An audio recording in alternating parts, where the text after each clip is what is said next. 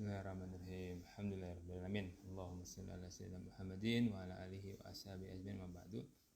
Sahabat-sahabat, sesuai dengan di poster yang sudah di-share ya. Insyaallah pada pagi hari kita sama-sama di ada ya. Dibuat yang belum tahu beliau, ini saya pun kenal di satu grup WhatsApp ya. Awalnya tidak saling mengetahui, ketika kemudian memang akhirnya grup ini mau dibubarin. Woi, Bang Da, siap. Ane masih nunggu speakernya datang. Nah, beliau kemudian mau WhatsApp saya Muri gitu kan.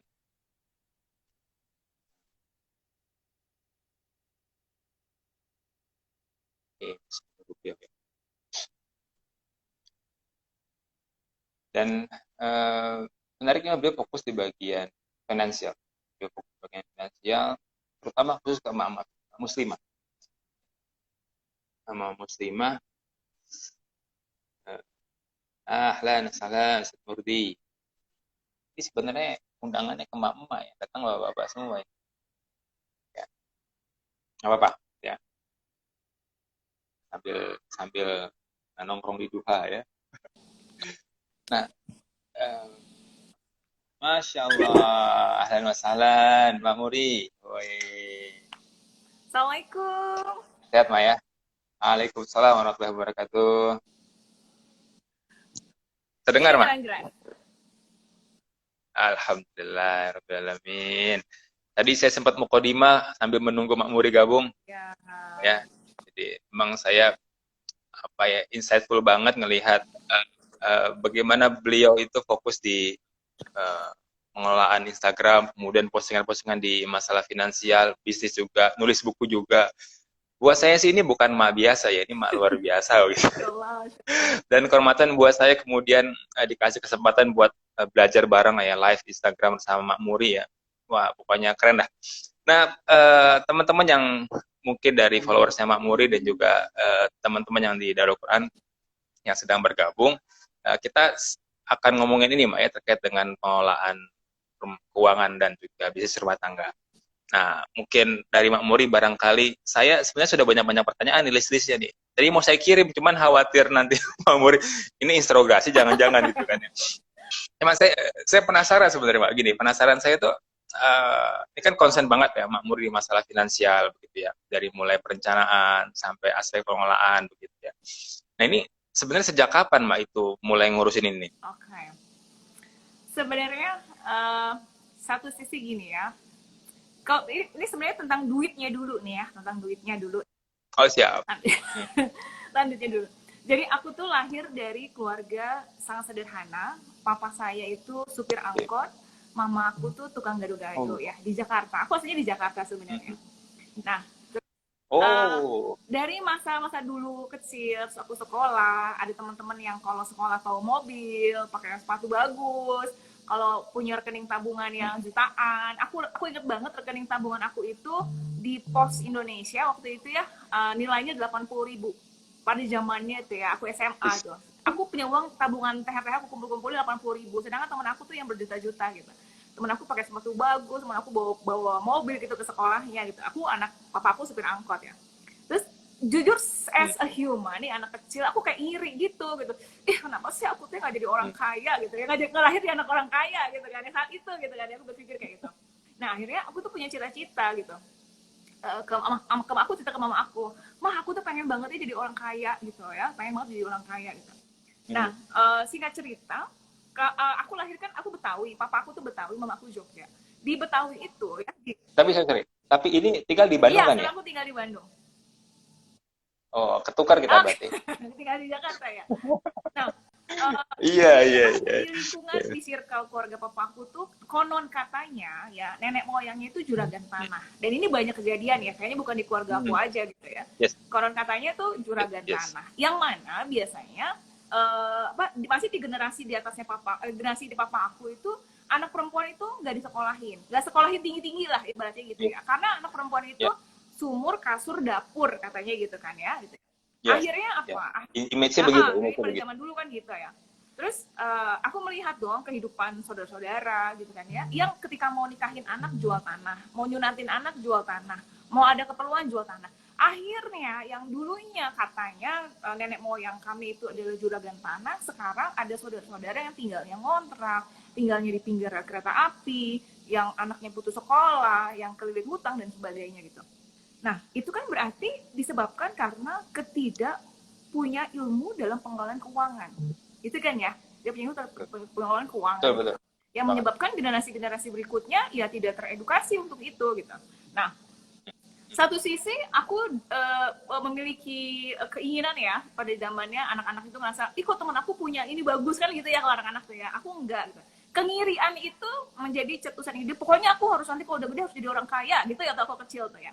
Terus di satu sisi aku ngelihat betapa sayang banget gitu ketika dulu nenek moyangnya sejahtera, kenapa nggak sampai, kan katanya 7 turunan ya, kaya 7 turunan gitu ya. Ini kayaknya nggak nyampe 7 turunan ya, cuma 2 turunan, yang lainnya udah setengah turunan pun udah habis ya. Gitu ya. Sayang banget gitu. Nah, jadi satu sisi karena aku ngiri masa kecil aku ngeliat teman-teman yang sudah lebih sejahtera, yang kedua karena aku prihatin ya gitu ya dengan sayang banget gitu ya, harusnya mungkin Mamure jadi anaknya sultan kalau zaman sekarang gitu kan ya, tapi kan tidak gitu, nggak kebagian ya, rumah-rumahnya doang. Kayak gitu. Nah, yang ketiga, aku melihat betapa berjibakunya papa sama mama aku itu membesarkan 5 anak. Kebayang supir angkot, mama aku jualan segala, palu gada, ke pasar, dengan tubuh fisiknya yang mungil, mamaku ke pasar harus gotong karung yang sekian berat gitu kan ya, kemudian buka warung berangkat dari abis subuh, tutup warung itu jam 9 malam. Nanti dan warungnya itu nggak di rumah, jadi jam 9 malam pulang ke rumah, nyuci, ngurusin apa segala macam, kayak kok ya Allah susah banget ya nyari duit tuh ya, luar biasa gitu perjuangannya gitu. Nah, aku nggak mau dong gitu, apa yang sudah diperjuangkan sama orang tua aku, kok hasil anaknya nasibnya sama, kan pengennya orang tua itu pasti pengen lebih baik gitu ya. Alhamdulillah izin Allah dari seorang supir angkot dan tukang gado-gado itu 5 anaknya semuanya sarjana. Itu luar biasa banget menurut aku, pasti berjibakunya luar biasa gitu. Nah, kan tugasnya kita dong memperbaiki generasi kan gitu ya, jangan sampai jadi memperbaiki generasi itu bagian dari kita menghormati orang tua kita. Gila, mereka udah susah banget, udah bersusah payah, masa sih kita membiarkan diri kita menjadi yang sama atau bahkan lebih di bawahnya. Itu kan justru menurut aku itu kita tidak menghargai orang tua kita gitu. Nah, dari melihat itu ya timbul lah ya, pokoknya harus orang kaya jadi orang kaya gitu. Jadi orang kaya gitu. Nah, akhirnya kalau kita menjadi karyawan, tentu sekedar karyawan aja gitu ya, dengan keilmuan yang ada, kayaknya berat nih kalau pengen cepet-cepet kaya, ibaratnya kayak gitu ya. Akhirnya aku memilih jalan berbisnis, gitu, memilih jalan berbisnis. Nah, singkat ceritanya lagi, kenapa berbisnis online? Karena itu pun bagian dari dendam aku ketika aku masa kecil, namanya supir angkot pasti nggak di rumah dong, ya kan? Mama aku jualan gado-gado, punya warung nggak di rumah, berarti kapan ketemu sama anaknya gitu. Itu memang dibilang jarang sih enggak, tapi ya ketika anaknya butuh, anaknya mau curhat, anaknya mau apa, nggak ada orang tuanya gitu ya. Aku tidak komplain terhadap orang tua aku, tapi aku mengambil hikmah gitu kan ya. Dari situasi itu aku tahu rasanya sebagai seorang anak, tapi ketika mau itu, ketika masa remaja yang bagi masa remaja zaman sekarang ya, butuh banget sosok orang tua gitu yang benar-benar jadi teman kan gitu ya. Nah, itu aku nggak dapet gitu.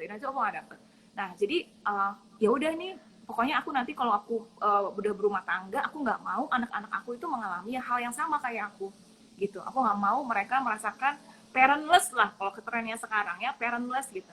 Jadi harus ada solusi dong, pengen cepet kaya gitu ya. Dan juga tapi harus deket sama anak-anak. Alhamdulillah izin Allah mempertemukan, dan kita lahir di era, kita besar di era teknologi ya, dan itu ada solusinya adalah di bisnis online, yang mana itu bisa di rumah aja, bisa sambil mantau tumbuh kembang anak-anak gitu, bisa kerjanya nyambi juga gitu, bisa kapan aja, pokoknya fleksibel banget gitu. Nah, alhamdulillah aku memilih jalan itu ya, aku memilih jalan itu, aku seriusin, qadarullah, kami serius banget itu tahun 2011, aku menikah tahun 2008, kita udah nyobain macam-macam. Tahun 2011 ketemulah kita membangun brand Raza ini, dan alhamdulillah itu menjadi titik balik ekonomi keluarga kecil aku gitu ya, yang tadinya kita minus ya. Aku tuh nikah nggak pakai hajatan-hajatan gitu, Mas, cuma cuma nikah, tunggu-tunggu udah, nggak pakai pesta-pesta, nggak punya duit. Hayatan lagi. Sekarang hayatan lagi, Mak. Hayatan lagi sekarang nggak apa-apa. Sekarang aja lagi. Nah, jadi aku sama suami Iya. itu memulai rumah tangga dalam kondisi minus bahkan gitu ya, di minus. Kemudian tahun 2011 dan ternyata dari bisnis online ini luar biasa gitu. Wah, ini luar biasa gitu ya. Dari modal cuma 6 juta rupiah, aku uang suami itu akhirnya bisa tiba-tiba jadi sekian puluh juta, tiba-tiba jadi ratusan juta, Mas, kayak gitu luar biasa gitu. Nah, Oh, beriringlah pertumbuhan ini itu. pasti sesuatu bisnisnya nih. Berjalanlah itu Nah, hingga tahun 2015, kan 2011 tuh mulai terus bertumbuh, alhamdulillah izin Allah, nggak turun-turun, naik terus naik sampai tahun 2015. Aku mengalami namanya sindrom OKB. oke. Orang kaya baru ya. Tahu ya, sindrom orang kaya baru, Mas, gitu kan ya, segala dibeli, jalan-jalan, makan ini, wah gitu-gitu loh ya. Begitu aku ingat banget itu lebaran tahun 2015, begitu aku mau gaji karyawan, mau bayar THR karyawan, itu uangnya nggak ada.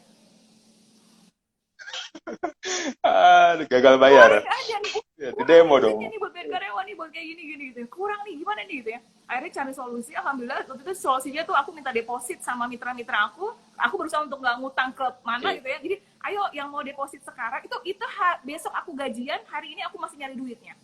Ayo yang mau deposit nanti abis lebaran aku kasih diskon tambahan 10%. Yang harusnya mereka 40%, akhirnya jadi dapat 50%. Biarin deh gue nggak dapat untung, tapi gue dapat uang dulu nih sekarang kayak gitu. Nah, dari situlah titik perjalanan insafnya saya ya, di mana kacau sekali gitu pengelolaan keuangan bisnisnya. Jadi keuangan bisnis dicampur dengan keuangan rumah tangga. Nah, gitu tuh. Keuangan bisnis dicampur keuangan rumah tangga. Jadi ngerasa yang ada di rekening itu adalah duit aku semua gitu. Salah satu cara healingnya aku adalah beli mainan anak-anak. Salah satu cara aku menghilangkan feel guilty yang namanya merintis bisnis, walaupun di rumah tetap aja pasti sibuk banget gitu kan ya, adalah beli mainan anak-anak, beli jalan-jalan segala macam. Aku tuh sampai waktu masih OKB itu ya, sindrom OKB itu beli Lego tuh, Lego yang ori, tau nggak? Itu berapa lama tuh sindrom beli tuh? Lego ori, tau nggak? Iya. Lego ori itu berapa? Tahu ya, oke. Yang kecil aja kan bisa dibawa ya setengah juta kan, yang kecil aja tuh ya. Lego ori kayak gitu kan, wah itu luar biasa deh. Disitulah gitu ya titik aku, ya Allah, ternyata ya sekeren-kerennya bisnis kalau produknya laku ya, barangnya bagus, produknya laku, tidak menjamin bisnisnya bisa bertahan, bisa bangkrut juga karena ada koruptor. Siapa koruptornya? Saya. Ya, koruptornya saya nih gitu ya. Jadi business owner ternyata yang koruptornya. Koruptornya kita sendiri yang menghancurkan bisnis kita gitu. Bukan karena produk nggak laku, bukan karena produk jelek, tapi karena pengelolaan keuangannya gitu. Dia itu karena dicampur keuangannya. Nah, dari situlah aku mulai ambil perhatian untuk mempelajari itu, untuk belajar. Kalau dulu belajarnya marketing, selling, pokoknya dapetin duit gimana caranya, itu aja gitu fokusnya. Ternyata di dalam dunia bisnis kan ilmu itu multidisiplin ilmu ya kalau dalam bisnis tuh, dan kita memang harus paham itu semuanya gitu ya. Nggak harus expert tapi kita paham. Nanti yang expert itu kan tim kita, bagian keuangan, tim bagian marketing, tim bagian HRD, itu mereka expertnya. Tapi kita harus memahami garis besar dalam bisnisnya gitu. Nah, yang kita bahas hari ini adalah tentang si keuangannya gitu, Mas. Jadi hancur juga. Nah, dari situ ya aku berkaca kepada diri aku sendiri ya, makin berjalan. Kalau untuk serius ngajarin tentang keuangan sih aku sebenarnya baru tahun-tahun ini aja, karena kemarin aku masih fokusnya ngebantuin emak-emak untuk yuk bangun, yuk gedein gitu kan ya, yuk mentalnya ini, karena aku ngerasa keilmuan keuangan aku belum begitu cukup gitu. Jadi aku masih fokus mentoringnya di bagaimana membesarkan sama mengelola tim gitu. Nah, baru di tahun ini aku makin kesini makin banyak nih melihat ini nih makmur yang dulu nih gitu ya, teman-teman yang ikut. Kan aku mulai SBO itu sekolah bisnis online itu tahun 2013. Alhamdulillah sampai sekarang itu sudah ada lebih dari 21.000 alumninya, dan cukup banyak yang sukses, Mas. Jadi sukses itu bukan karena belajar dari aku ya, karena mental belajar mereka luar biasa, tapi artinya aku mengenal mereka yang dulu ya, misalnya nih dia ikut kelas aku tahun 2014, sekarang itu udah jadi miliarder, dan itu luar biasa. Dari emak-emak loh kayak gitu ya. Itu berarti guru yang sukses berarti, Mak? Enggak, karena mereka guru yang sukses aja guru. gitu. Nah, jadi tapi ada juga yang kondisinya nggak sehebat itu. Karena apa? Tadi pengelolaan keuangannya. akhirnya duit berapapun, omset Oke. berapapun habis aja kayak itu. Atau mereka ternyata banyak yang belum paham kayak tentang ini mereka ada investor nih ya. Misalnya Kang Raminullah nih jadi investor aku. Tapi kita sama-sama amatir, investornya amatir, kita jalanin bisnisnya amatir. Terus mereka sistemnya Pengelolanya tuh sistem bagi hasil dari margin, dari selisih harga. Misalnya satu pieces itu ada marginnya 20.000. Oke nih Mas Raminullah 10.000 ya, aku 10.000 gitu. Nah, si aku ini tidak mengerti bahwa seharusnya yang dibagi ke investor itu bukan si marginnya, gitu. Tapi si hmm, apa namanya? Si si bruto profit, si profit keseluruhan gitu ya. bersihnya, gitu, profit Oh, bersihnya. profit. Sedangkan kalau margin itu kan harus ada biaya apa segala macam. Dan itu udah kejadian dia Oke, 3 tahun, gabungan ada begitu. dia 3 tahun mengalami hal itu, gitu ya. Jadi dia 3 tahun tuh mengalami hal itu dan dia baru sadar, oh ternyata salah ya pembagian hasilnya, iya nggak kayak itu. Nah semakin semakin jadi kalau keuangan itu memang kita belum berasa kalau bisnisnya masih kecil ya, kayak masih menikmatin Ya. aja gitu, oh seru nih penjualannya banyak, tapi makin besar uang yang terlihatnya makin ada dan itu makin hilafnya jadi makin banyak kayak gitu tuh. Jadi Betul. jadi di kelas keuangan itu, kalau keuangan bisnis itu diajarin tentang bagaimana keuangan bisnisnya. Kemudian kalau di keuangan keluarga itu bagaimana nih membedakan antara uang bisnis sama uang keluarga, lalu si keluarga ini harus bagaimana nih, uang-uangnya harus seperti apa. Jadi banyak makmuri OKB yang dulu itu lahir kembali gitu kan ya, di era-era sekarang lahir kembali nih mereka nih ya, yang baru omset sekian beli mobil, baru omset sekian jalan-jalan, Hmm. banyaknya jalan-jalan, baru omset sekian udah kemana gitu. Tapi ketika terjadi krisis pandemi ini ya mereka stop, nggak ada dana operasional. Ya, Hmm. karena udah kemana-mana itu duitnya kayak gitu. Nah jadi Saya jadi ingat ini, jadi ingat yang Pak Renat Kasal juga sampaikan ya di beberapa bulan lalu kan terkait dengan flexing begitu ya, Mbak Muri ya, budaya flexing yang lagi marak sekarang kan begitu ya. Itu mungkin kejadian juga di sama sama tim yang ada di Mbak Muri dulu gitu ya. Iya iya, emang nggak Mbak Muri lanjut.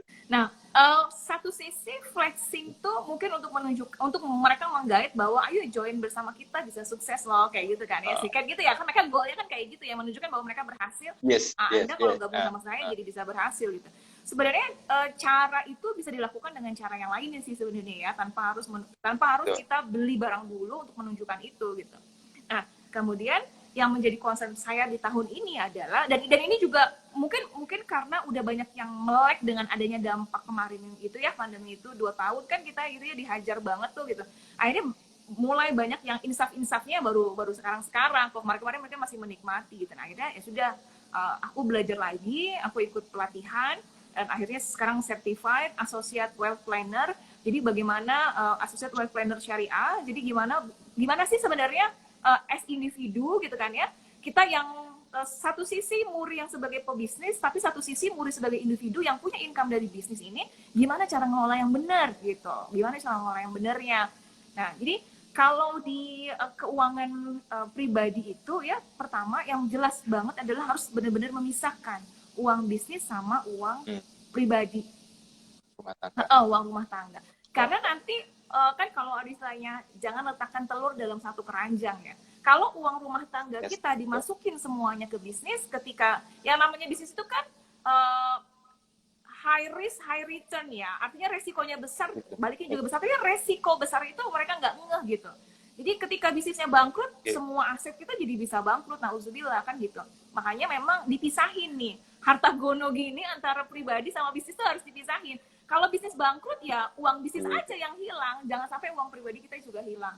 Kayak gitu. Nah, ketika kita menggunakan uang untuk berbagai belanja, perencanaan pendidikan anak dan sebagainya, itu uang kita. Jangan menggerogoti uang perusahaan, sehingga nanti perusahaannya jadi nggak bisa gede-gede gitu. Jadi ini dua hal yang sama-sama sudut pandangnya keuntungan gitu ya. Si rumah tangga punya perencanaan keuangan yang baik, si bisnis juga jadi bisa berkembang tanpa digerogoti sama koruptornya. Ini udah masuk ke ranah yang kayaknya tips-tips ya. Emang ada juga pertanyaan buat saya nih. Jadi menurut Mak Muri ini kan kadang orang itu punya uang, ya, kemudian dia nggak bisa ngelola. Sebenarnya apa aja sih aspek yang perlu diperhatiin gitu, Mak, dalam konteks ngelola uang? Pos-pos apa aja nih mungkin bagi para beginner yang sekarang baru gabung nih? Jika saya lihat ada beberapa yang baru rumah tangga muda kan, jadi mungkin mereka punya uang pas-pasan, ya. keinginannya tinggi, uang pas-pasan, keinginan tinggi, bisnis belum menghasilkan. Nah, itu sebenarnya pos-posnya gimana tipsnya dari Mbak Murin? Biar kemudian dia bisa ekspansi bisnis, kemudian juga bisa punya keinginan yang dia bisa penuhin gitu, Mbak. Oke. Yang pertama harus pahami dulu prioritas ya, prioritas pengelompokan dananya. Ini kalau kita ngomongin pribadi. Yang pertama tentunya harus. Dan itu nggak sama, Mbak ya? Itu juga nggak sama berarti antara masing-masing orang nggak sama ya? Kalau secara pos-posnya sama, tapi secara kapasitas jumlahnya aja yang berbeda nanti. Jadi misalnya pos yang pertama itu harus benar-benar memastikan memang operasional rumah tangganya ini tercukupi nih, si operasional rumah tangganya tercukupi. Aduh gimana Mbak Muri, gaji suami aku nggak cukup. Ya berarti silakan pikirkan gitu ya, bagaimana cara untuk menambahnya itu. Jangan minjem ya. Jangan minjem lah gitu kan ya. Ya itu kan cara mencarinya gitu. Dan kayak gini, yang membuat kalau menurut aku gini ya, semakin kan aku alhamdulillah izin Allah sekarang udah 11 tahun nih serius jalanin bisnisnya. Semakin kesini aku semakin paham bahwa bisnis itu tentang tauhid. Kalau kita punya barang nih, kita mau nawarin, aduh nanti nggak laku, berarti kan kita udah yakin bahwa Allah nggak punya duit. Benar nggak? Kita nawarin hari ini, kita berangkat kita posting lah, kita mau posting misalnya, kita mau posting, laku nggak ya? Kalau kita ngomong laku nggak ya, artinya kita berasumsi Allah ngasih aku rezeki nggak ya? Kan gitu ya? Allah ngasih aku rezeki nggak ya? Gitu kan? Berarti kan ini kan tentang tauhid sebenarnya, gitu. Terus ketika kita punya anak 3, pendidikan ini gitu kan ya, wah ini uangnya dari mana gitu kan ya? Ya uang dari mana misalnya gitu kan? Kembali lagi ini tentang tauhidnya. Nah anak kan udah dicukupkan rezekinya gitu. Tinggal kita jemput aja isinya makanan ditaruh di meja juga nggak terbang sendiri ke mulut kita kan? Kita harus ngambil nyendokin gitu. Jadi aku meyakini diri aku tuh dibawa enjoy aja, bisnis pasti ada rezekinya buat karyawan, buat anak dan sebagainya gitu. Jadi ini tentang tauhid gitu. Mendapatkan duit itu tentang banyak orang yang ini lingkaran aku gitu ya. Sholatnya luar biasa, hafalnya luar biasa. Tapi kalau soal duit itu kayak ketakutan banget gitu, kayak nggak yakin banget gitu. Padahal itu kan juga bagian dari keimanannya dia juga harusnya gitu, bahwa Allah itu pemberi rezeki yang luar biasa. Gitu. Jadi yang pertama kita harus memastikan dulu memang operasional bulanan kita tercukupi. Gitu. Maka kalau dari satu sumber nggak cukup, dari gaji suami nggak cukup, ya suami harus do something juga atau kolaborasi sama istri. Apa nih yang bisa kita lakukan? Bagaimana nih? Mamuri aku udah dihemat-hemat tetap aja kurang. Ya berarti bukan tentang cara menghemat. Yang Anda pikirkan bagaimana cara menghasilkan. Itu juga sih sebenarnya. Ya. Yes. Kita itu kan dikasih otak yang luar biasa sama Allah ya. Kita dikasih sumber dan Mamuri aku nggak punya modal. Itu otak, mata, tangan, kaki itu modal banget tuh gitu ya. Persaudaraan, networking itu udah modal banget gitu. Padahal itu modalnya sih sebenarnya. Nah, jadi yang pertama kita harus pastikan bahwa kebutuhannya itu cukup. Nah, yang kedua yang harus diperhatikan adalah dana darurat ini ternyata. Ini dana darurat gitu. Nah, ini yang aku pun juga masih berjuang ya, masih belajar juga bagaimana kita bisa mengumpulkan dana darurat ini. Sehingga misalnya nauzubillah kayak kemarin kejadian pandemi, bisnis stuck 3 bulan, 4 bulan masih shock gitu ya, masih adaptasi. Itu 3 bulan kita nggak ada duit tuh, gimana caranya? Padahal harusnya kita tetap bisa survive. Karena kalau kita survive, itu otak kita waras. Kalau otak kita waras, kita bisa berpikir jernih, kan gitu ya. Yang bisa berpikir jernih kan kalau kondisinya genting, karena kita nggak bisa berpikir. Otaknya koslet. Akhirnya jadi pinjaman online ya, nauzubillah atau apa kayak gitu. Nah, jadinya jadi pertama adalah pastikan kebutuhannya cukup. Yang kedua, ketika kebutuhannya cukup, Anda harus punya dana darurat. Dan itu minimal 3-6 bulan. Punya dana daruratnya. Gitu. Nah, dana darurat ini untuk apa? Untuk hal-hal yang di luar dari si operasional bulanan tadi. Misalnya sebulan itu buat bayar sekolah anak, buat bayar listrik, bayar wifi internet di rumah, buat apa, itu habislah 10 juta misalnya ya. Itu buat pengeluarannya. Nah, berarti kita harus bisa saving 3-6 bulan itu sebanyak 3 dikali 3-6, jadi misalnya 30 juta, 60 juta. Tapi bayangin, kalau kita, misalnya biaya operasional keluarga kita 10 juta, terus di tabungan kita ada uang 30 juta, 60 juta, bawaannya pengen DP mobil nggak sih? Beli rumah. Belum coba ya, DP rumah bisa ya, murah-murah ya sekarang ya gitu. Nah, sekarang murah, betul. Nah ini, jadi tentang sebenarnya memahami pos-pos duitnya gitu. Jadi kita secara dewasa, secara sadar bahwa hidup kita itu bukan cuma sekarang doang. Nah itu yang menjadi prinsip ini aku nggak tahu ya, apakah di keluarga Betawi lain seperti ini prinsipnya, tapi di keluarga Betawi aku tuh prinsip hidup tuh kayak hidup tuh buat sekarang, udah dapat hasil sekarang nikmatin aja, besok gimana besok, nah gitu tuh, besok gimana besok katanya gitu. Aku sekian tahun mengikuti pola itu gitu, udahlah sekarang aja, have fun aja, aku punya hasil dari bisnis, capek aku mau senang-senang gitu kan, aku pengen beli ini gitu. Nah itu prinsip yang aku jalan itu bertahun-tahun gitu.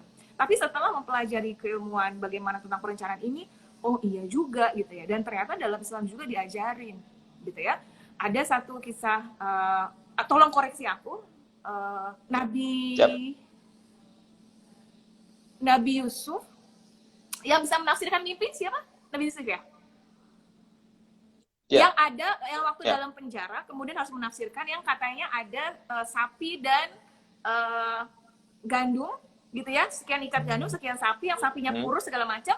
Itu kan akhirnya Nabi Yusuf menafsirkan mimpinya bahwa kita harus saving si gandumnya ini ya, saving dulu nih si gandum atau kurma ya, aku lupa ya, untuk masa paceklik. Ya, untuk masa paceklik kan. Nah, jadi nggak boleh dihabisin sekarang. Harus di saving buat sekian tahun ke depan, itu akan ada masa paceklik katanya. Berarti kan sebenarnya dalam Islam tuh diajarkan untuk perencanaan, diajarkan untuk mikirin nanti ke depannya bagaimana gitu. Bahwa semua tidak akan baik-baik saja seperti hari ini. Gitu.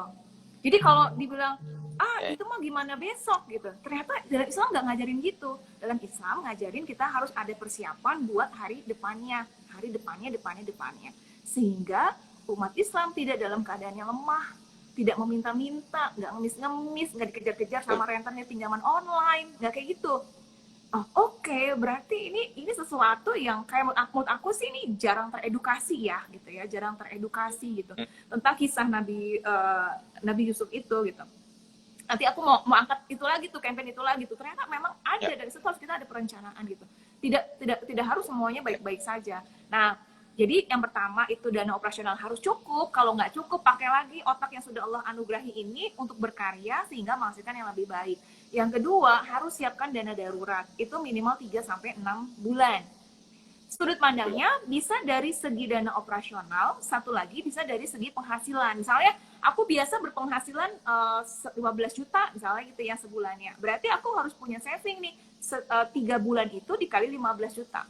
Misalnya nauzubillah, yang ketulang punggung misalnya, apalagi di dunia bisnis ya. Di dunia bisnis misalnya buat teman-teman yang timnya belum solid banget, ketika kitanya sakit, itu dagangan kita nggak tutup juga, ikut sakit juga, udah ya.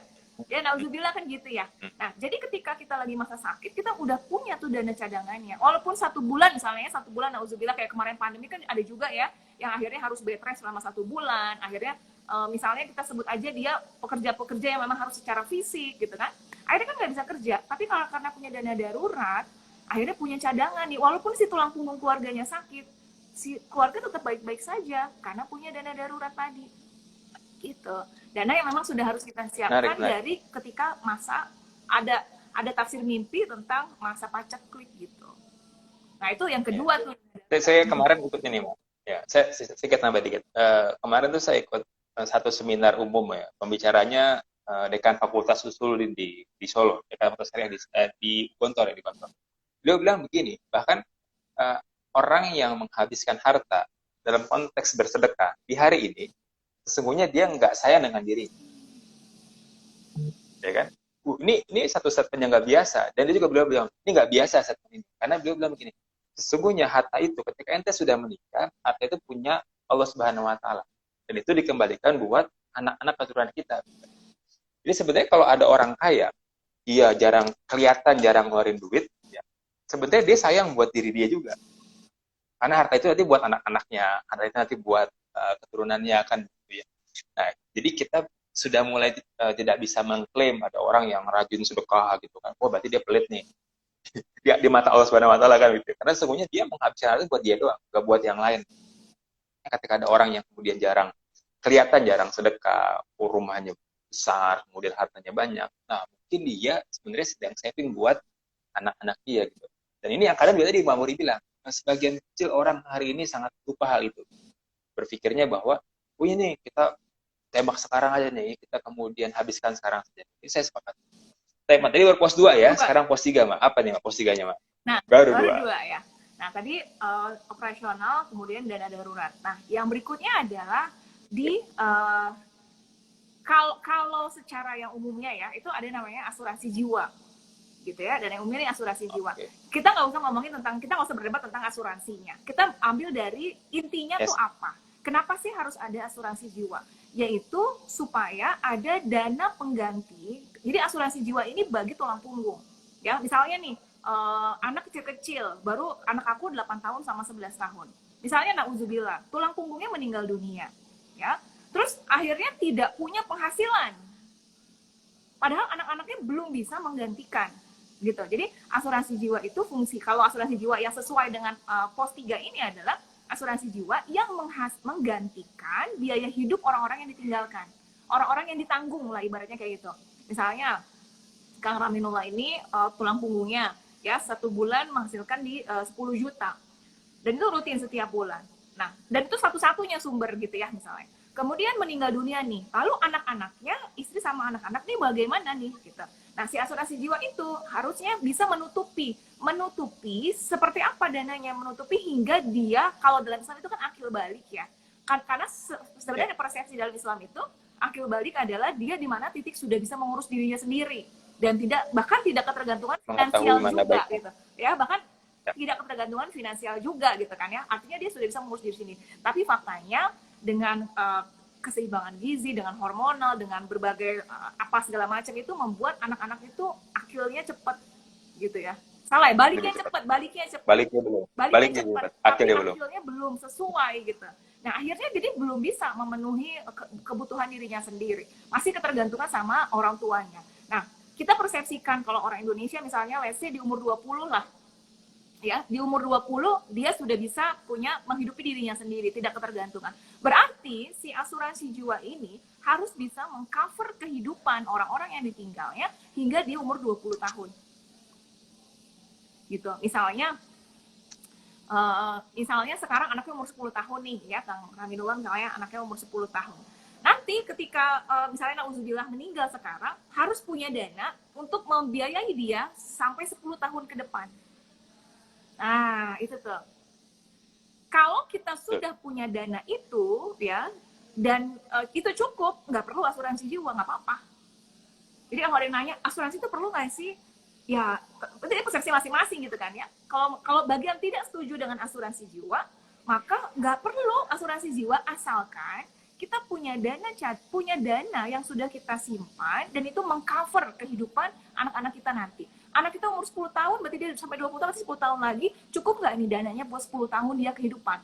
Gitu, 10 tahun ke depan nih ada nggak dananya? Berarti kalau misalnya biar gampang hitungnya ya, 10 juta kali 12 berarti 120 juta, itu baru setahun.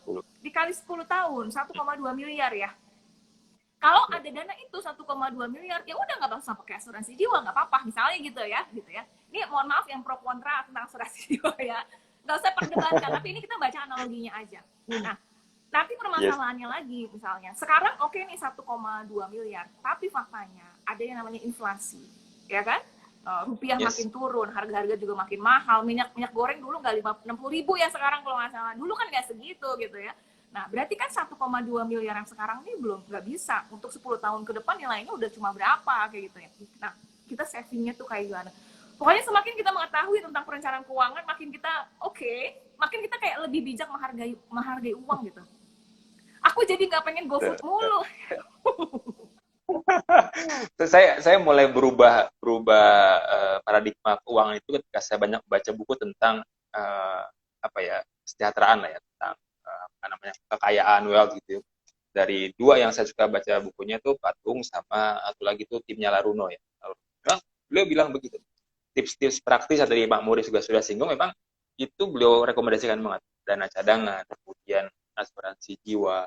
Ya, sederhana sih memang menunda kesenangan gitu ya. Menunda kesenangan. Bukan nggak boleh senang, tapi menunda. Dan beliau bilang gini, kalau ente mau bersenang-senang boleh, agendain aja. Jangan tiap hari GoFood, tapi 1 minggu sekali GoFood gitu lebih kurang. Ya itu menarik. Pos 4 Bang Muri, ada gak nih pos Oke, 4? tadi asuransi jiwanya ya artinya mengganti keperluannya. Yeah. Nah, yang pos 4-nya nih baru tentang perencanaannya nih. Perencanaan keuangannya mau apa? Misalnya dana pendidikan anak, mau beli rumah, mau haji, mau apa gitu kan ya. Nah, yang bikin aku shock banget itu adalah dana pendidikan anak. Jadi setelah aku lakukan pencarian ya ala mama itu bahwa pendidikan anak itu minimal banget itu naik 10% setiap tahunnya. Dan dahsyatnya di pendidikan Indonesia di tingkat universitas ada yang kenaikannya itu bahkan sampai 40% per tahun. Gitu. Nah, sekarang kalau anak kita baru umur 10 tahun, anakku tuh baru mau masuk SMP tahun ini nih ya, mau naik-naikan masuk SMP nih. Ini masuk SMP-nya aja 17 juta. Ya, SMP zaman sekarang itu lebih mahal daripada kuliah kita dulu ya. 17 juta nih gitu. Ini baru sekarang nih, kita baru ngomongin dana sekarang. Belum lagi nanti masa 3 tahun ya, kemudian masuk SMA, kemudian kuliah dan sebagainya gitu. Itu kalau aku total, anakku ada 11 sama 8 tahun. Setelah aku total itu butuh dana 1,9 miliar untuk mereka sampai lulus. 1,9 miliar untuk mereka sampai lulus. Dan itu aku masih pilih sekolah yang agak-agak biasa gitu kan ya. Kayak sekarang masuk universitas aja ada yang 500 juta, 700 juta itu baru uang masuknya gitu. Aku masukin di 200 juta aja lah gitu ya. Nah itu aku hitung 1,9 miliar. Pertanyaannya, duitnya ada nggak sekarang? Terus gimana kalau ada? Jadi bikin bener-bener kalau kita udah mikirin perencanaan ke depan jadi kayak mikir oke. Jadi kayak lebih hati-hati, lebih bijaksana, nggak pengen dikit-dikit ikutin orang-orang yang piknik gitu kan, sabar-sabar ya sebulan tuh nggak piknik tuh sabar gitu kan ya. Akhirnya mencoba kalau ada tuh trennya food preparation. Jadi supaya lebih hemat itu benar-benar di perencanaan nih si dapurnya. Pokoknya sampai sekecil-kecil itu pun aku akhirnya mempelajari gitu karena sekali lagi kita menghargai uang. Jadi melihat sudut pandang uang jadi beda gitu. Nah, terus ada yang bilang gini misalnya, ya itu kan gimana nanti anak mau rezekinya ada, misalnya kayak gitu ya, atau misalnya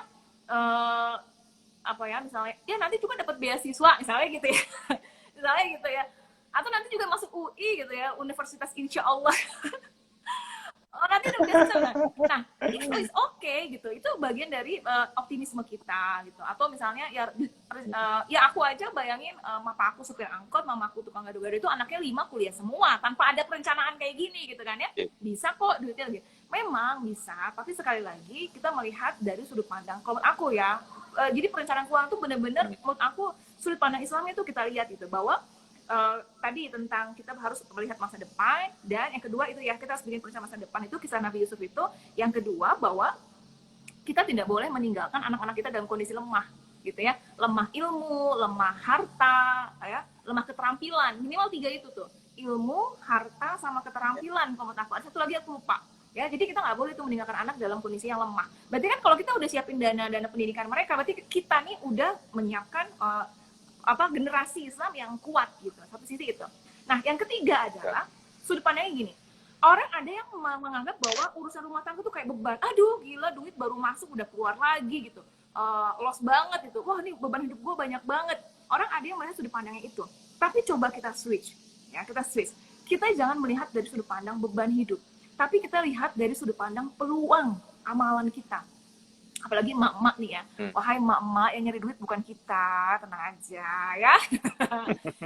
sekalipun yang nyari duit bapak-bapaknya gitu ya. Tapi sekalipun emang itu kan tanggung jawab bapak, tapi lihat dari sudut pandang amalan. Ini yang ketiga ya, sudut pandang yang ketiga, sudut pandang amalan. Betapa Allah itu benar-benar mengangkat derajat orang-orang yang bekerja keras, yang siang yang berlelah-lelah, saat malam hari itu dosa kita digugurkan. Tuh, Masya Allah ya, benar nggak? Yes. Ya itu kan ada ya, itu ada kan ada ayatnya ya, bahwa dosa kita tuh digugurkan gitu. Jadi kita ngelihatnya ketika kita capek kerja, capek berbisnis, capek follow up konsumen, capek dimaki-maki konsumen, capek ada komplainan gitu kan ya, lihat lagi, nggak apa-apa. Itu jalan, kalau bilang jalan surganya kita memang kayak gitu. Jadi capeknya kita itu sekarang buat bikin perencanaan sampai ke depan itu, ini pintu amalan kita. Kan katanya kita di dunia pengen punya amalan banyak, pengen jadi orang yang berguna. Nah ini sama Allah disuruh jadi orang yang berguna. Tapi kita nggak mau, tapi kita menganggap sudut pandangnya adalah beban. Gitu. Jadi kalau kita udah lihat 3 sudut pandang itu, bawaannya nyari duit jadi bawa happy aja. Orang ini amalan gue kok gitu ya. Ya bawa seru aja. Terus kita ngumpulin dana-dana buat masa depan segala macam. ini amalan aku gitu, kenapa jadi beban, jadi nggak akan jadi beban Iya. gitu perencanaan keuangan gitu. Keren, keren, keren. Nah, tadi kan Mbak Muri menyinggung terkait dengan biaya pendidikan ya. Memang ini mungkin tips-tips juga buat para mama yang ada di luar yang lagi bergabung nih. Mungkin nggak semua sekolah kemudian punya skema inden, punya skema inden. Nah, inden ini bukan hanya besok masuk, daftar sekarang bukan, tapi dia panjang, 5-10 tahun ke depan. Saran saya emang kalau bagi mama yang sudah punya pilihan, mau ke sekolah mana misalkan gitu, udah daftar sekarang, bilang sama tuh sekolah, saya mau daftar sekarang ya, biayanya biaya sekarang, saya bayar sekarang, Hah? harga jangan berubah. Serius? Aku nggak tahu. Iya, ya ada, ya saya berbagi di Darupan seperti itu. Jadi kami membuka program inden sampai 2035 begitu. Angkanya angka sekarang Pak Muri. Dan itu booking fee lah, lebih bahasanya, booking fee buat orang-orang yang udah dia ngambil kesempatan pertama, ya dia kita kasih apresiasi kan. Tadi Mak Muri kemudian ngebuka di masa-masa krisis kan, itu deposit sini ada potongan 50% kan, lebih kurang begitu, kayak gitu. Dan itu memang sudah kita mulai dari 3 tahun 4 tahun lalu lebih kurang, jadi konsep inden. Dan sekarang diikuti beberapa sekolah Islam yang ada di kota Bandung, saya sebutin namanya, misalkan di Subang ada tuh, ya di Subang ada juga pakai inden juga, di Gegar Kalong juga pakai inden juga gitu kan ya. Nah, ya beliau alhamdulillah pernah visit ke kami ke Darul Quran dan belajar tentang itu mungkin tips ya, itu mungkin tips. Jadi tips poinnya apa, kalau emak-emak semua sudah punya pilihan sekolah yang memang nggak mau berubah, mau di situ aja, ya udah bilang ke orang sekolahnya, saya mau sekolah di sini, saya daftar sekarang ya, tapi harganya agak sekarang gitu. Kalau dia nggak mau, ya udah pindah aja. Berarti Kira-kira gitu. sebagai solusi untuk nabung ya, gitu ya, solusi untuk nabung yang nggak Kira-kira dipakai-pakai. Ini jujur, aku pernah udah punya nih yes. dana darurat nih, aku udah punya nih dana darurat buat 3 bulan, terus kepake, Hmm. kepake dan kosong Nah, lagi itu gitu, emang kepake dan kosong lagi. Nanti kita sama sama dengan gitu. tabungan pendidikan juga bisa kayak gitu tuh, hati-hati. Berarti ini solusi banget ya, jadi uangnya nggak diulik-ulik. Nah, iya, dan emang challenge juga buat pengelola sekolah yang kemudian memang hari ini belum kepikiran ya. Nah, itu jadi salah satu alternatif solusi. Jadi saya nggak ngebocorin strategi marketing ini ya. Tapi ini buat kami, ya ini baru bagi amal kebaikan. Begitu. Dan apa ya? Tadi Mak sudah sampai pos yang keempat tadi ya, rencana keuangan tadi, apakah pendidikan, kemudian dan lain-lain. Saya jadi terikat dengan satu buah hadis tadi Mbak juga menyinggung terkait dengan ini amal terbaik kita. Saya bilang ternyata Rasulullah itu lebih suka ya orang tuh yang tangannya kasar, Mbak. Ya, yang tangannya Kalau kasar. cuma Ya. megang keyboard doang Dan gimana dong? itu gak pernah, itu dia, itu kita tuh kalah hebat sama para pekerja kasar yang ada di bawah terik matahari gitu kan. Ini sebenarnya motivasi buat siapa yang hari sedang keluar ya, Abang Gojek, ya, Abang GoFood, ShopeeFood, Traveloka, Eats begitu, yang hari ini sering naik motor keluar tangannya hitam kemudian segala macam. Uh, Yakinilah bahwa sesungguhnya Anda itu lebih Rasulullah sukai dibanding kami-kami yang ada di balik meja yang kemudian ngetik-ngetik gitu. Karena tangannya nggak kasar. Jadi kalau kita mau kasar kita harus begini-begini Bang ngetiknya. Harus kita buat kasar. Ya. Dan ini juga menjadi challenge ya. Saya juga sepakat bahwa kita tidak sedang membicarakan bahwa kita meragukan jaminan Allah Subhanahu wa taala, bukan. Kita tidak sedang lagi meragukan tentang jaminan Allah terhadap rezeki anak-anak kita. Tapi memang kita menyiapkan satu generasi. Saya kebayang begini. Kalau anak-anak kita tidak diributkan dengan urusan perut, harusnya dia bisa mikir lebih besar lagi. Ya, kalau anak-anak kita bisa berpikir lebih besar lagi, maka kontribusi dia buat agama kita lebih besar lagi. Ya, saya teringat dengan bagaimana Sultan Al-Fatih itu kan menaklukkan Turki usia sangat muda. Tentunya dia nggak lagi mikirin perutnya dia itu. Ya kan? Tentu dia sudah menyiapkan banyak di waktu-waktu muda dia, sehingga kemudian dia bisa mikir yang dunia gitu kan. Maksudnya bukan dunia gitu ya, tapi kemudian menaklukkan dunia untuk Islam. Ini hamba ya, perjuangan gitu. Dan apalagi Mak kira-kira ya? Oh ya, saya punya pertanyaan yang belum. Yang lebih ada ya. Oke. Pos Yo, apa itu, Mbak? yang lebih mengerikan dan lebih diabaikan. Ya. Makanya sekarang itu gara-gara pos kelima ini oleh generasi-generasi kita di atas kita itu tidak teredukasi ya. Pada akhirnya menyebabkan kalau sekarang tuh trennya namanya sandwich generation. Ya, jadi sandwich generation. Oke, ya. Jadi kita tuh posisinya di tengah-tengah nih, kita posisinya nih ya, Satraniola nih adanya di tengah-tengah. Kita nyari duit, yang mana idealnya seorang kepala rumah tangga cari duit buat kebutuhan keluarga kecilnya. Tapi faktanya kita masih harus, ini bukan tentang kita nggak mau berbakti sama orang tua, tapi kita ngomongin finansial ya sekarang tentang persiapan ya. Nah, tapi kita harus masih nanggung orang tua, kadang ada utang-utang orang tua, kehidupan orang tua, kebutuhannya dan sebagainya. Belum lagi misalnya karena ketidakmapanan orang tua, kita harus juga ngurusin adik-adik, misalnya kayak gitu ya. Nah, sedangkan kita mau ngurusi diri kita, jadi kayak sandwich itu tengah-tengah kan sandwich itu tumpuk ya. Di sini generasi orang tua tengah-tengahnya kita, kan daging ya. Sini generasi orang tua kita, ini anak-anak kita. Kan idealnya kita ngurusin anak-anak kita. Tapi ternyata secara beban finansial kita harus ngurusin ini. Gitu kan? Nah, sekarang itu menjadi amal ibadah kita yang luar biasa. Kita harus ngurusin. Kita memang sudah ditakdirkan seperti itu. Tapi kita mau dong, kita memutus rantai generasi ini. Memutusnya bagaimana? Artinya kita nih kalau bisa masa tua kita jangan nyusahin anak. Gitu kan sudut pandangnya kan kita gitu ya. Kalau kata mama aku, sebagai orang tua itu sangat berusaha untuk nggak sampai ngomong minta sama anak. Itu rasanya tuh nggak enak banget kata mama aku. Harusnya dikasih memang gitu ya. Tapi kan kita nggak pernah tahu ya, apakah nanti anak kita mapan, apakah anak kita panjang umur. Misalnya ternyata umur kita lebih panjang daripada anak kita, tapi kita ngarepin diurusin sama anak kita misalnya gitu kan. Itu kan rahasianya Allah. Nah, akhirnya sekarang muncul namanya sandwich generation. Di tengah-tengah tapi harus ngurusin atas dan ngurusin bawah. Nah, misalnya kita posisinya sekarang anak kita nanti nih, jangan sampai anak kita itu jangan sampai kita ngerepotin anak kita. Bukan berarti kita nggak boleh anak kita berbakti, kan berbakti itu bisa banyak cara, nggak harus dengan beban finansial ya kan gitu ya. Nah, sekarang nih kita yang memang sudah terlanjur generasi atas kita tidak teredukasi dan tidak mempersiapkan masa pensiunnya gitu ya, maka kita jangan sampai mengulangi kesalahan yang sama. Bahkan ada yang generasinya tuh 4 nih misalnya ya. Ini si ayah ngurusin orang tua ya. Ini buyutnya suka masih ada, kan sudah ada yang kayak gitu ya. Buyutnya diurusin. Jadi combo burger namanya. Combo sandwich namanya. Combo sandwich. Ngurusin, anak ngurusin juga gitu. Nah, ini luar biasa kan beban finansialnya. Nah, kita yang sekarang kondisinya berada di usia produktif, kalau bisa kita nanti jangan membebankan finansial kita ke anak-anak kita nanti. Jadi diri kita adalah tanggung jawab kita, itu sih prinsipnya. Diri kita adalah tanggung jawab kita. Nggak usah nanti di masa depan ngarep diurusin orang dan sebagainya. Nah, maka yang harus kita siapkan sekarang adalah dana pensiun. Apalagi buat yang tidak PNS ya, gitu kan ya. Atau sekalipun PNS juga mungkin nggak cukup kayaknya dana pensiun sesuai dengan masa uang di masa datang, misalnya kayak gitu ya. Nah, terutama bagi kita yang nggak punya kantor nih, wahai mama online shop ya, kita harus punya dana pensiunnya ini gitu. Nah, nanti misalnya nih, kan kalau umatnya Rasulullah kalian 60-70 tahun. Tapi berdasarkan data rata-rata kehidupan manusia itu, rata-rata itu di umur 80 tahun.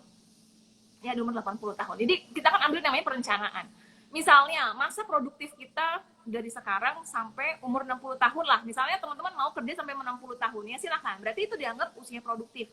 Berarti dari umur 60 sampai 80 tahun, ada 20 tahun usia kita, duitnya dari mana? Misalnya ya, duitnya dari mana? Ada nggak dananya itu? Apalagi kalau pakai prinsip cari sekarang, ngabisin sekarang. Nanti usia 60 ke 80, bagaimana? Mau nyusahin anak, gitu kan ya? Mau bagaimana nih gitu? Jangan sampai ini generasi sandwich-nya terus menerus gitu.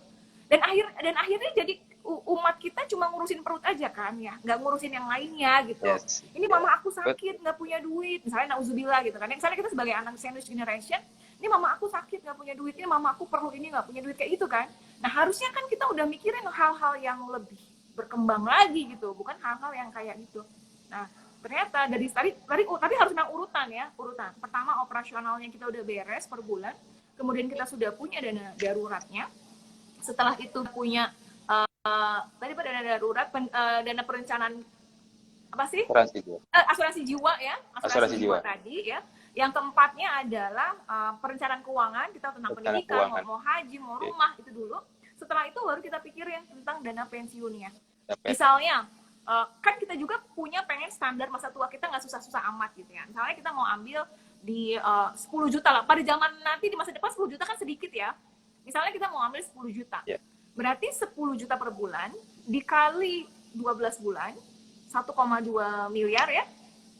120 juta, benar ya? Kan per bulan 10 juta. Ya, betul. Apalagi misalnya kita pikirnya berdua, pasangan, sama suami istri ya. Misalnya cukuplah 10 juta. Kemudian dikali 12 bulan, 120 juta. 20. Dikali 20 tahun. 2,4 miliar kita membutuhkan dananya buat masa tuanya kita. Kalau kita mau menjadi individu yang independen, gak mau nyusahin orang, gak mau minta-minta, gak mau hanya nunggu belas kasih orang, nauzubillah ya kan gitu. Berarti kan kita bertanggung jawab terhadap diri kita sendiri gitu. Ada nggak dananya 2,4 miliar buat dana pensiun?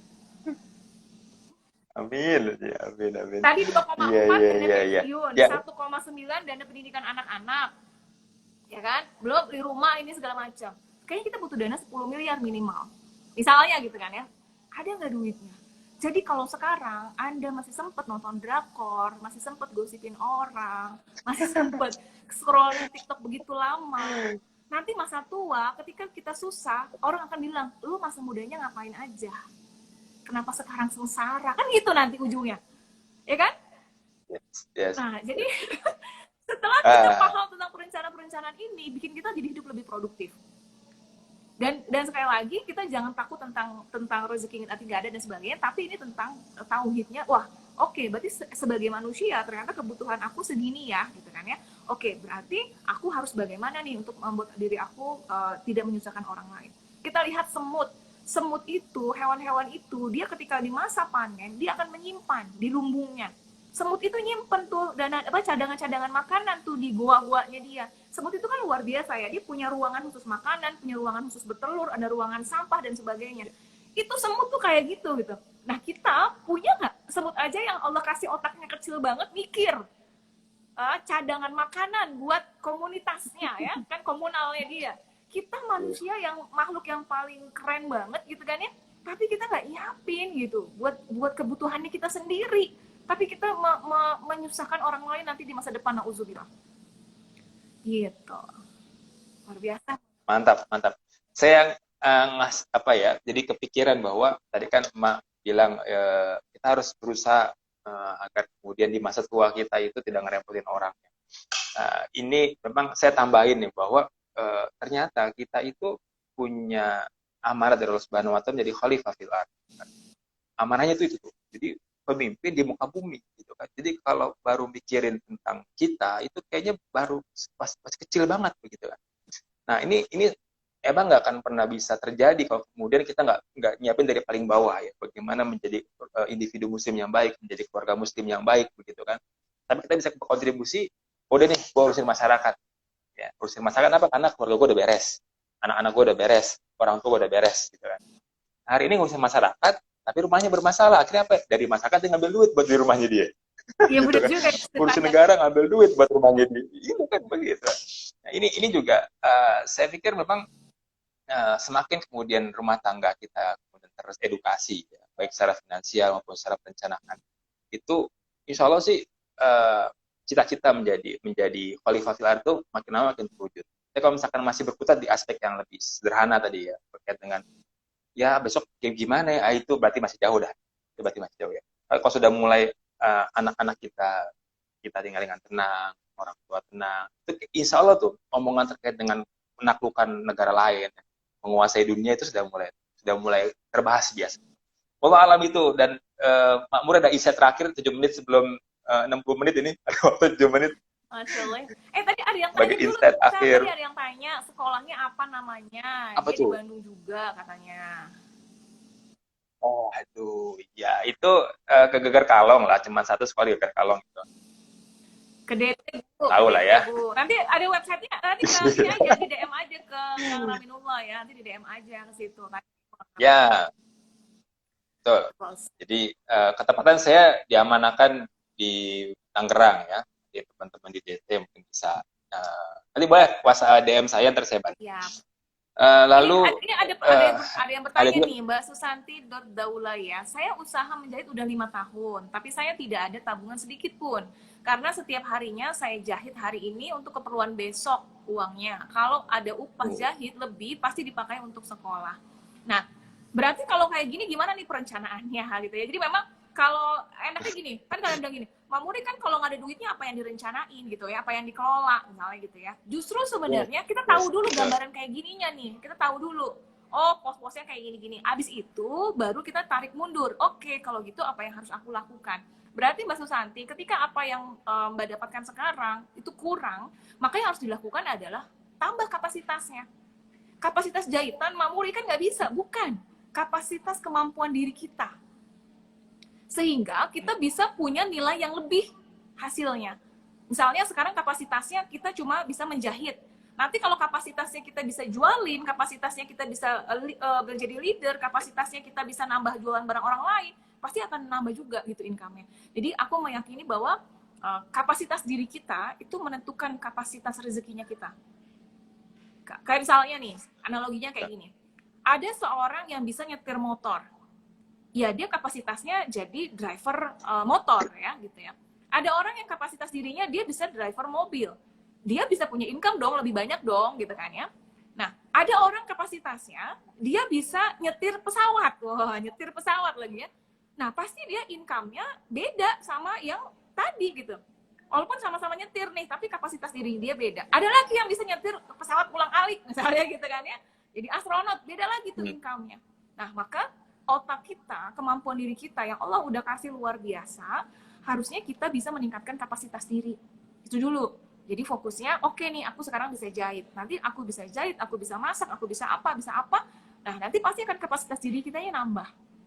Ya, jadi yang pertama, teman-teman siapkan dulu hitung-hitungannya kayak tadi, bikin perencanaan keuangannya. Jadi bukan pengelolaan, ini baru perencanaan. Oke nih, aku punya rencana kayak gini. Kalau berarti goal kita harus punya income segini.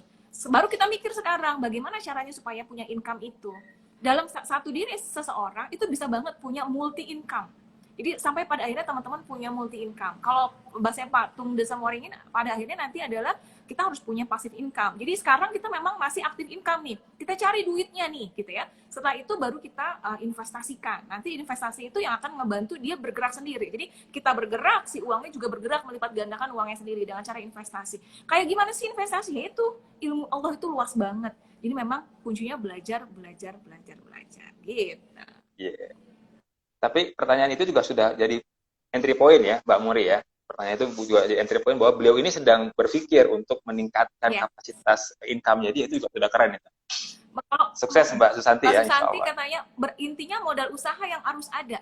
Nah ini yang aku mau edukasi ke teman-teman. Modal usaha itu bukan duit. Kita selama ini mempersepsikan modal usaha itu duit. Aduh pengen enak ya jualan di pinggir jalan, sayangnya aku nggak punya modal, akhirnya nggak jadi jualan. Aduh enaknya gini tapi aku nggak punya modal, akhirnya nggak jadi bergerak. Padahal modal kita sebetulnya adalah apa yang ada nempel di diri kita. Kalau aku berprinsipnya kayak gini, apa yang Allah titipkan ke kita itu sesuai dengan kapasitasnya kita. Kalau sekarang kita punya duit 500.000, maka menurut Allah itu adalah modal yang terbaik bagi kita yang sekarang. Kalaupun misalnya tiba-tiba aku dikasih uang 1 triliun gitu ya, aku nggak akan ngerti mau diapain gitu. Bisa aja habis, bener nggak? Karena kapasitas otot bisnis aku belum nyampe segitu. Gitu. Jadi kayak ibaratnya kalau orang yang angkat barbel, biasa angkat 1 kilo nih, mau aerobik kecil-kecil gitu ya, tiba-tiba harus kayak Adirai, ngangkat 50 kilo misalnya. Nggak bisa, kita patah-patah. Nah, kapasitas bisnis juga sama kayak gitu teman-teman. Jadi apapun yang Allah sudah takdirkan ke kita sekarang, itu udah sesuai banget sama kapasitas keilmuan bisnis kita, otot ilmu kita, dan sebagainya. Dan kinerja kita. Nah, tugas kita, bagaimana memantaskan diri nih. Nih ya Allah, oke nih Allah nih, ada 500.000 ya. Sekarang aku pasti bisa dengan bantuan Allah menjadikan 500.000 menjadi 1 juta nih. Allah pengen ngelihat kita itu. Wah, ternyata bener ya, murah ya, 500.000 jadi 1 juta. Oke deh, ditambahin nih 5 juta misalnya ya. Allah mau lihat, amanah nggak nih dengan 5 jutanya nih? Bisa nggak berkembang? Oh, ternyata bisa ya, jadi 20 juta. Nanti sama Allah ditambahin lagi gitu. Jadi kita nggak usah mikir apa yang Allah belum kasih, tapi kita fokus dengan apa yang udah Allah kasih. Dan itu adalah ukuran yang pas banget. Gitu. Jos ya, Mamah Dede ini udah luar biasa ini. Keren Bang Muri. Ya, ala kulihal saya khawatir keinterrupt sama Instagramnya karena kan kapasitinya cuma hanya 60 menit lebih kurang ya. Terima kasih banget Bang Muri sudah diskusi kita dari tadi jam setengah 11 sampai setengah 12 sekarang. Kesimpulan saya satu. Yang mungkin core of the core-nya ya. Maka para suami pilihlah emak-emak yang solehah dan mau belajar. agar kemudian menunjang pengelolaan keuangan yang luar biasa buat rumah tangga bapak-bapak semua. Tempatnya gabung sedikit banget bapak-bapaknya, hampir nggak ada ibu-ibu semua. Ya, mudah-mudahan kita bisa jumpa lagi di kesempatan yang lain. Dari Mak Muri mungkin ada yang mau disampaikan? Udah sih itu aja, semangat belajar teman-teman semuanya. Hidup jangan dijadikan beban karena Allah tidak akan hisap apapun yang kita nggak miliki. Fokus aja mengelola amanah yang Allah udah ada. Dan kuncinya belajar terus gitu kan ya.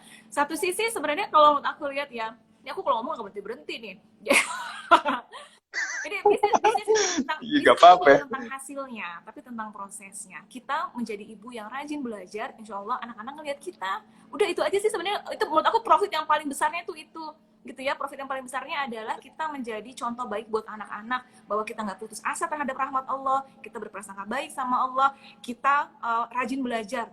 Jangan cerewetin anak untuk rajin belajar. Kalau kitanya sendiri aja nggak suka baca buku, nggak suka belajar, pesimis, menghardik rezeki, ya itu. Jadi profit utama dalam kita berbisnis adalah kita menjadi tauladan yang baik buat anak-anak, insya Allah. Terus semangat belajar.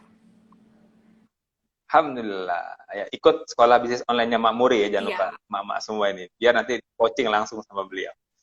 Saya selaku host dan Mak Muri selaku bintang tamu, terima kasih Mak Muri. Kita jumpa lagi di pertemuan berikutnya. Sebelum tutup akhir, Assalamualaikum warahmatullahi wabarakatuh. Waalaikumsalam warahmatullahi wabarakatuh. Sehat-sehat semua ya. Terima kasih. Sama. Yo, makasih sudah gabung.